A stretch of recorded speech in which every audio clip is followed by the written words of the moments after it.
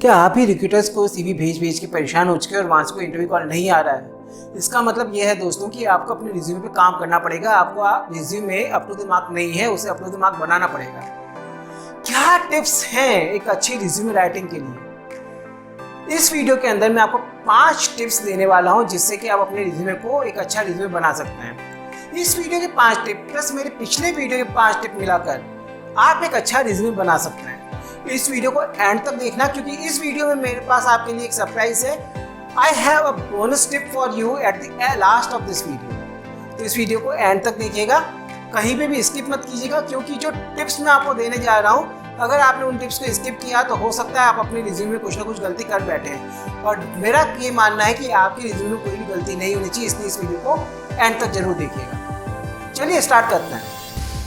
पहला टिप जो मैं आपको देने जा रहा हूँ, पहला टिप ये है कि आप अपने रिज्यूमे में करियर ऑब्जेक्टिव लिखते हैं। आपके रिज्यूमे से करियर ऑब्जेक्टिव को आप हटा दीजिए, उस करियर ऑब्जेक्टिव की कोई ज़रूरत नहीं है। करियर ऑब्जेक्टिव की जगह आपको क्या लिखना है? करियर ऑब्जेक्टिव की जगह आपको लिखना है प्रोफाइल समरी। उस प्रोफाइल समरी में आप ये लिखेंगे कि आपके स्किल्स, आपके एक्सपीरियंस क्या है, आपने पिछले किन प्रोजेक्ट्स पर काम किया है और इस ऑर्गेनाइजेशन के लिए आप किस तरह से एक वैल्यू ऐड कर सकते हैं, किस तरह से आपके स्किल्स, एक्सपीरियंस इस ऑर्गेनाइजेशन को हेल्प कर सकती है, उस जॉब के लिए एप्लीकेबल है जिस जॉब के लिए आप अप्लाई करने जा रहे हैं। तो आपको अपने रिज्यूमे के अंदर करियर ऑब्जेक्टिव नहीं लिखना है, प्रोफाइल समरी लिखना है। टिप नंबर 2, सेकेंड टिप यह है कि आपको अपने रिज्यूमे के अंदर चार्ट, इन्फोग्राफिक और टेबल्स इंक्लूड नहीं करनी है। Again repeat with me, chart, infographic, table आपको अपने रिज्यूमे में इंक्लूड नहीं करनी है। आप जो रिज्यूमे रिक्रूटर को भेजते हैं उसी तरह से रिक्रूटर के पास में 1000 सीवी दिन के आते हैं। उन 1000 सीवी को बैठकर देखने का समय रिक्रूटर के पास नहीं होता है। रिक्रूटर उन सारे रिज्यूमेस को उठाकर एक आर्टिफिशियल इंटेलिजेंस टूल जिसे हम कहते हैं ATS, एप्लीकेंट ट्रैकिंग सिस्टम के अंदर डाल देता है। और उस एप्लीकेंट ट्रैकिंग सिस्टम का काम यह है कि आपके रिज्यूमेस के अंदर से कीवर्ड्स निकालना, आपका एक्सपीरियंस निकालना, आपके स्किल्स निकालना और उन सबको कंपेयर करना जॉब डिस्क्रिप्शन के साथ में। अगर आपके कीवर्ड्स, आपके स्किल्स, आपका एक्सपीरियंस जॉब डिस्क्रिप्शन के साथ मैच करता है तो वो आपके रिज्यूमे को अप्रूव कर देता है, नहीं तो आपका रिज्यूमे रिजेक्ट कर दिया जाता है। और जो अप्रूव रिज्यूमे होते हैं वही रिक्रूटर के पास में जाते हैं फर्दर एनालिसिस के लिए। तो आपको अपना रिज्यूमे इस तरह से बनाना कि वो ATS से पास हो जाए। अब आप क्या होंगे, चार्ट, इन्फोग्राफिक, टेबल डालने से साथ ATS में क्या प्रॉब्लम आएगी? ATS की एक लिमिटेशन है दोस्त, ATS चार्ट, इन्फोग्राफिक, टेबल नहीं पढ़ता है। चार्ट, इन्फोग्राफिक, टेबल ATS के एल्गोरिथम में नहीं है।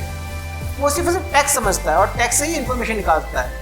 आपने बहुत अच्छा चार्ट बना रखा होगा, आपने टेबल बना रखी होगी, आपने इन्फोग्राफिक्स काम में लिए होंगे, लेकिन they are of no use क्योंकि ATS सिस्टम उसको रीड नहीं करता है। हो सकता है आपने बहुत अच्छी इन्फॉर्मेशन चार्ट के फॉर्म में रिप्रेजेंट की हो, लेकिन वो इन्फॉर्मेशन आपके ATS से बाहर ही नहीं है, तो वो आपकी किसी भी हेल्प का नहीं है। इसलिए अवॉइड कीजिए आपके रिज्यूमे में चार्ट, इन्फोग्राफिक्स और टेबल को यूज़ करना। Now coming to next tip, tip number 3, आपके रिज्यूमे में सारी डिटेल रिवर्स क्रोनोलॉजिकल ऑर्डर में होनी चाहिए। Reverse chronological, repeat with me, reverse chronological. क्या है रिवर्स क्रोनोलॉजिकल? रिवर्स क्रोनोलॉजिकल है the latest, the first, the latest, the first. जो आपकी जिंदगी में सबसे ताज़ा चीज़ हुई है, जो सबसे लेटेस्ट चीज़ हुई है, चाहे वो आपकी लेटेस्ट एजुकेशन हो सकती है, लेटेस्ट एक्सपीरियंस हो सकता है, लेटेस्ट प्रोजेक्ट हो सकता है, लेटेस्ट अचीवमेंट हो सकता है, जो भी आपकी लाइफ में लेटेस्ट हुआ है वो आपके रिज्यूमे में सबसे पहले आना चाहिए।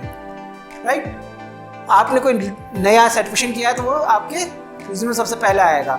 आपका नया प्रोजेक्ट सबसे पहले आएगा। जो आपके रिज्यूमे के सेक्शंस हैं, सेक्शन कौन कौन से? Work experience. तो वर्क एक्सपीरियंस जो आपका लेटेस्ट वर्क एक्सपीरियंस है, जो आपकी करंट कंपनी है, जो आपका करंट रोल है, वो सबसे पहले आएगा। लेटेस्ट प्रोजेक्ट आपका सबसे पहले आएगा, लेटेस्ट एजुकेशन आपकी सबसे पहले आएगी। याद रखें, इस सूत्रों को अच्छे तरह से दिमाग में बैठा लें। सूत्र क्या है? The latest, the first. This is the rule, the latest, the first. इस चीज़ को ध्यान रखें जब कभी भी अपना अगला रिज्यूमे बनाएं। पॉइंट नंबर 4, फोर्थ पॉइंट यह है कि आपके CV के अंदर आपको दूसरे प्रोफेशनल प्लेटफॉर्म के लिंक देना है। आपने एक बहुत अच्छा लिंक्डइन प्रोफाइल बना रखा है, लेकिन रिक्रूटर उस लिंक्डइन प्रोफाइल पे पहुंचेगा कैसे अगर आपने उस लिंक्डइन प्रोफाइल का लिंक आपके रिज्यूमे में नहीं दिया है? तो आपको अपने रिज्यूमे में दूसरे प्लेटफॉर्म का भी लिंक देना है। दूसरे प्लेटफॉर्म ध्यान रखें कि सिर्फ और सिर्फ प्रोफेशनल प्लेटफॉर्म होने चाहिए। आप वहाँ पर अपने फेसबुक का लिंक नहीं देंगे, आप वहाँ पर अपने प्रोफेशनल प्लेटफॉर्म का लिंक देंगे। अगर आप एक रिसर्च स्कॉलर हैं, आप बहुत ज़्यादा रिसर्च पेपर्स लिखते हैं, कॉन्फ्रेंसेस जर्नल्स में आपके पेपर्स पब्लिश होते हैं, तो आप उन सारे प्लेटफॉर्म, आपका गूगल स्कॉलर हो गया, रिसर्च गेट, एकेडमिया, इन सारे प्लेटफॉर्म्स का लिंक आप अपने रिज्यूमे में देंगे। आपको अपने रिक्रूटर को नेविगेट करना है उस सारे प्लेटफॉर्म के ऊपर जहाँ पे आपने प्रोफेशनली कंट्रीब्यूट किया है। लिंक्डइन पे आप कंटेंट लिखते हैं, आपके पेपर्स पब्लिश हैं, तो उन सारी चीज़ों को रिक्रूटर कैसे देखेगा? उन सारे प्लेटफॉर्म पे नेविगेट होके उन सारे प्लेटफॉर्म पे आपको नेविगेट करना है अपने रिक्रूटर को। तो उसके लिए आपको रिज्यूमे में वो सारे लिंक्स देने पड़ेंगे। टिप नंबर 5 इज कि आपको अपने रिज्यूमे के अंदर आपका फोटोग्राफ, कई लोग अपने रिज्यूमे के अंदर अपना फोटोग्राफ लगाते हैं, पासपोर्ट साइज फोटोग्राफ लगाते हैं, पोर्ट्रेट लगाते हैं। वो आपको अपने रिज्यूमे में नहीं लगाना। क्यों नहीं लगाना है?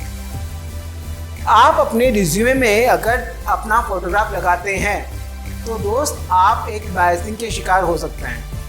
आपको आपकी एज के हिसाब से, आपके कलर के हिसाब से, आपके जेंडर के हिसाब से जज किया जा सकता है। तो उन सारे बायसिंग से बचने के लिए आप अपने रिज्यूमे में फोटोग्राफ नहीं लगाइए। और रिज्यूमे में फोटोग्राफ आपकी कुछ वैल्यू ऐड नहीं कर रहा है।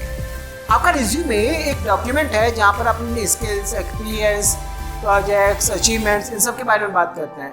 आपका फोटोग्राफ आपके रिज्यूमे में कोई भी वैल्यू ऐड नहीं कर रहा है। और आपने अपना फोटोग्राफ लिंक्डइन पे लगा रखा है ना, आपने लिंक्डइन का लिंक वहाँ पे रिज्यूमे में दे रखा है। अगर किसी को आपका फोटोग्राफ देखना है तो वो लिंक्डइन के थ्रू जाके देख सकता है, लेकिन आप अपने रिज्यूमे में उसको ना लगाएं। थर्ड थिंग इज कि आपका फोटोग्राफ रिज्यूमे में अननेसेसरी स्पेस ऑक्यूपाई करता है।